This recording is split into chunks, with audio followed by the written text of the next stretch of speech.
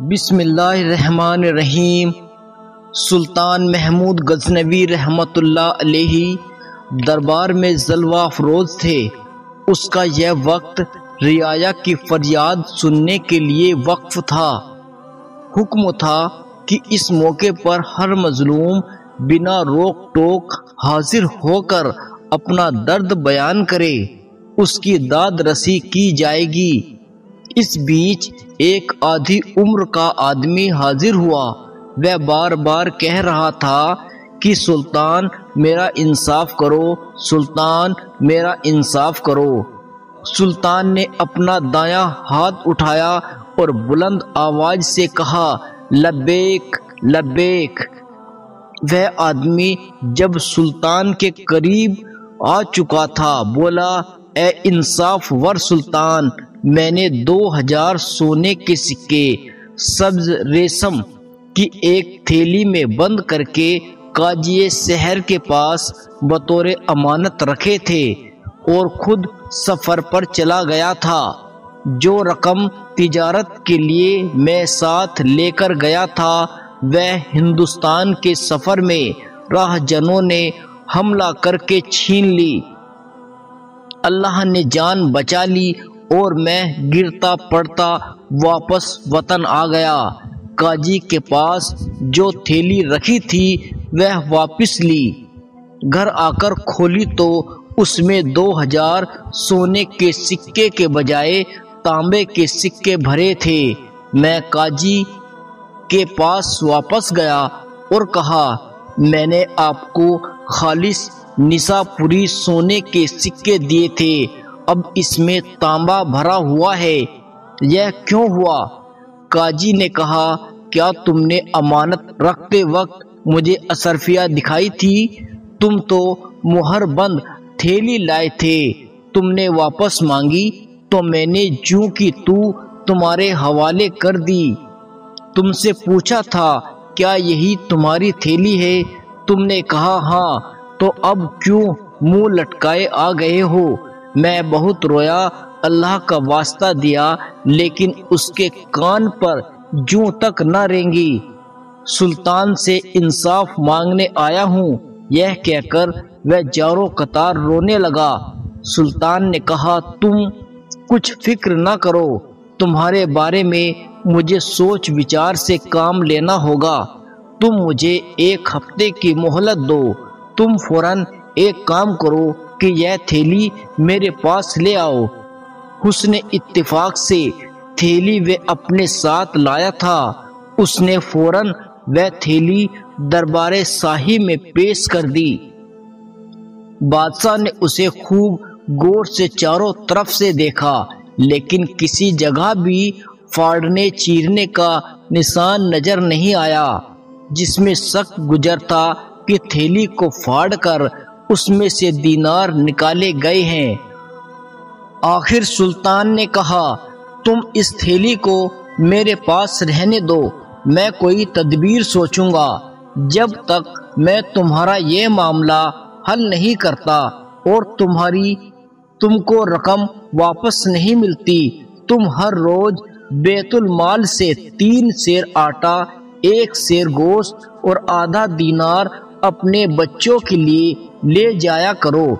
دوپہر کو کھانے کے وقت سلطان کیلولہ کی گرج سے لیٹا تو ریشم کی وہ تھیلی اس کے ہاتھ میں تھی۔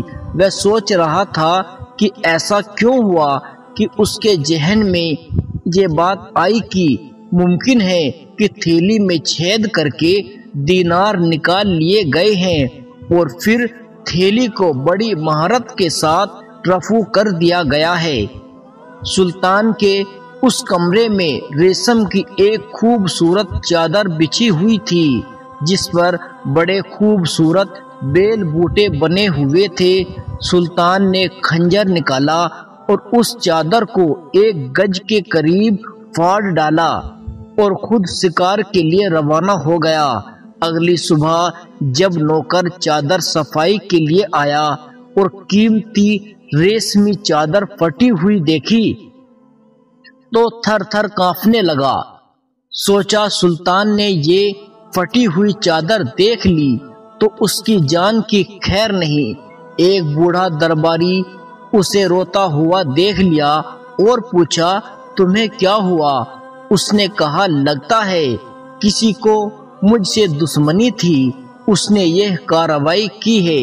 بوڑھا درباری اس کے ساتھ سلطان کے کمرے میں آیا اور پھٹی ہوئی چادر کو دیکھ کر خود بھی خوف زدہ ہو گیا، لیکن اس نے اپنے آپ کو سنبھالا اور پوچھا کیا تمہارے علاوہ کسی کو اس بات کا علم ہے؟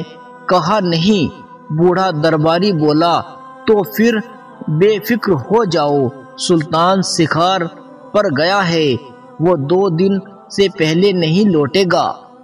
میں شہر کے ایک ایسے رفوگر کو جانتا ہوں جو اتنی مہارت سے اس ریشمی چادر کو رفو کر دے گا، کوئی بھی ماہر سے ماہر آدمی اسے پہچان نہیں سکے گا۔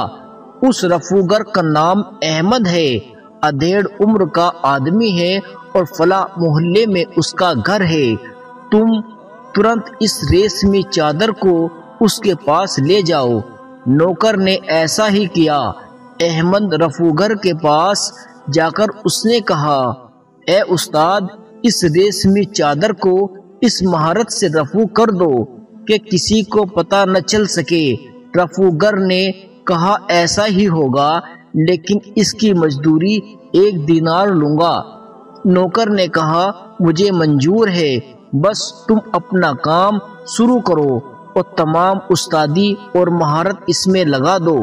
رفوگر نے کہا ایسا ہی ہوگا، تم کل عصر کے وقت یہ ریشمی چادر لے جانا۔ اگلے دن نوکر وہ چادر لینے گیا تو بہت حیران ہوا، کیونکہ کوشش کے باوجود چادر کی وہ جگہ پہچان نہیں سکا جہاں سے اسے رفو کیا گیا تھا۔ اس نے رفوگر کا شکریہ ادا کیا اور ریشمی چادر لے کر سلطان کے کمرے میں اس کی جگہ پر بچھا دی۔ اگلے دن سلطان شکار سے واپس آیا، دوپہر کو اپنے خاص کمرے میں داخل ہوا تو دیکھا چادر بالکل صحیح ہے۔ بڑی کوشش کی لیکن وہ پھاڑی ہوئی جگہ کی پہچان نہیں کر سکا۔ حکم دیا کہ نوکر کو بلایا جائے۔ نوکر حاضر ہوا تو پوچھا یہ فرش پھٹا ہوا تھا، کس نے ٹھیک کیا؟ نوکر نے بتایا بادشاہ سلامت، یہ چادر پھٹا ہوا نہیں تھا۔ بادشاہ نے کہا ڈرو نہیں، میں نے خود اپنے خنجر سے پھاڑ ڈالا تھا اور یہ ایک مقصد کے لیے کیا تھا۔ تم بتاؤ کہ اس چادر کو کس رفوگر نے ٹھیک کیا ہے؟ اس نے تو کمال ہی کر دکھایا۔ یہ سن کر نوکر کی جان میں جان آئی، بولا وہ فلاں رفوگر سے اسے ٹھیک کرا کر لایا ہے۔ سلطان نے کہا اس رفوگر کو کل میرے دربار میں پیش کرو۔ اگلے دن رفوگر سلطان کے سامنے پیش ہوا تو اس پر کپ کپی طاری تھی۔ سلطان نے کہا ڈرو نہیں، کیا ریشمی چادر کو تم نے رفو کیا ہے؟ رفوگر نے کہا ہاں۔ سلطان نے کہا بہت بڑھیا، تم نے سچ مچ کمال کا کام کیا ہے۔ پھر پوچھا کیا شہر میں اور بھی ماہر رفوگر ہے؟ رفوگر نے جواب دیا شہر میں سارے رفوگر میرے چیلے ہیں، اس لیے میں سب سے زیادہ ماہر ہوں۔ سلطان نے کہا بالکل صحیح کہا، یہاں جتنے بھی رفوگر ہیں سب تمہارے چیلے ہیں۔ پھر انہوں نے ایک سوال پوچھا کیا اس مہینے کسی امیر نے بھی رفو کروایا ہے؟ رفوگر نے جواب دیا ہاں، اس کام کے لیے ایک امیر نے مجھ سے ہی رفو کرایا ہے۔ سلطان نے پوچھا کیا وہ تھیلی دیکھ کر پہچان لوگے؟ رفوگر نے کہا ہاں، میں اسے ضرور پہچان لوں گا۔ سلطان نے پھر چادر کے نیچے ہاتھ ڈال کر تھیلی نکالی اور رفوگر سے پوچھا کیا یہی تھیلی ہے؟ رفوگر نے کہا ہاں، یہی وہ تھیلی ہے۔ بادشاہ نے پوچھا تم نے اسے کہاں سے رفو کیا تھا؟ رفوگر نے انگلی دکھائی اور رفو کی جگہ کی اور اشارہ کیا۔ سلطان نے اسے دیکھ کر چونک گیا، کیونکہ رفوگر نے وہ کام اتنے حیرت انگیز طریقے سے کیا تھا کہ سلطان نے ترنت شہر کے قاضی کو طلب کیا اور ساتھ ہی مدعی کو بھی بلوایا، جس کی تھیلی سے سونے کے سکے نکال لیے تھے، اور حکم دیا کہ انہیں الگ الگ کمروں میں رکھا جائے تاکہ وہ ایک دوسرے سے مل نہ سکے۔ تھوڑی دیر میں دونوں حاضر ہو گئے۔ سلطان نے قاضی سے طلب کی اور اس سے کہا، تم بوڑھے اور عالم آدمی ہو، میں نے تم پر بھروسہ کیا کہ تم مسلمانوں کے خون اور مال میں انصاف کرو۔ تم مجھے بتاؤ، کیا یہ جائز ہے کہ تم انصاف دینے کے بجائے ایک مسلم کا مال ہی لے اڑے، اس سے چھین لیا؟ قاضی نے ڈرتے ہوئے کہا، سلطان آپ کیا کہہ رہے ہو؟ سلطان نے غصے سے کہا، یہ ہے تمہاری کارستانی۔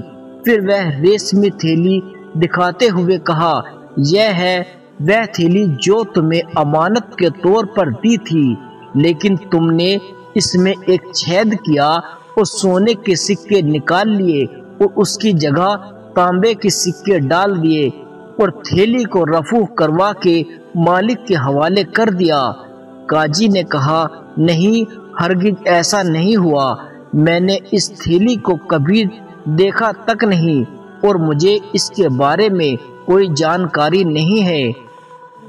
سلطان نے حکم دیا کہ اب مدعی اور رفوگر دونوں کو بلایا جائے۔ دونوں حاضر ہوئے۔ انہیں دیکھ کر قاضی کا رنگ اڑ گیا۔ ڈر کے مارے یہ حالت ہوئی کہ منہ سے بات نہیں نکل پا رہی تھی۔ بڑی مشکل سے اپنے آپ پر قابو پاتے ہوئے کہا، سلطان مجھے معاف کر دیجئے۔ سلطان نے کہا، اس غریب کی جو رقم تم نے بددیانتی سے ہڑپ لی ہے وہ ترنت واپس کرو۔ قاضی نے اپنے مختار کو بلایا اور اسے کہا کہ وہاں سے 2000 دینار نشانی پوری لے کر آئے۔ تھوڑی دیر میں وہ رقم آ گئی۔ سلطان نے اسے اس کے مالک کے حوالے کیا اور حکم دیا کہ اس بددیانتی قاضی کو مینار سے الٹا لٹکا دیا جائے تاکہ سب کو معلوم ہو جائے کہ بددیانتی کا انجام کیا ہوتا ہے۔ دوستو، امید کرتا ہوں یہ واقعہ آپ کو پسند آیا ہوگا۔ ویڈیو کو ایک لائک ضرور کریں اور چینل کو سبسکرائب کر دیں۔